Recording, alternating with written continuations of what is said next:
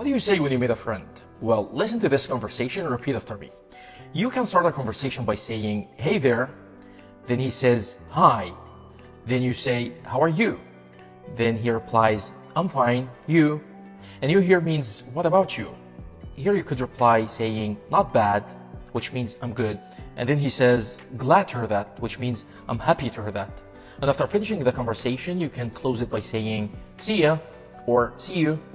Then he says, "Bye." Now practice with me. "Hey there. How are you?" "Not bad." "See ya." Good job.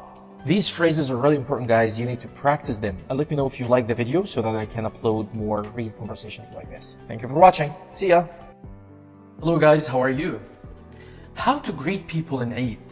What do we say in English? Well, here are some suggestions. You could say Happy Eid, or Eid Mubarak, or Blessed Eid. And you could also say many happy returns. Again, Happy Eid, Eid Mubarak, Blessed Eid, many happy returns. Now let me design a greeting card for you. Happy Eid. Wow. And here I will write your name. I want all of you now to write your names in the comments, and I will make greeting cards for all of you. Thank you for watching, and Happy Eid.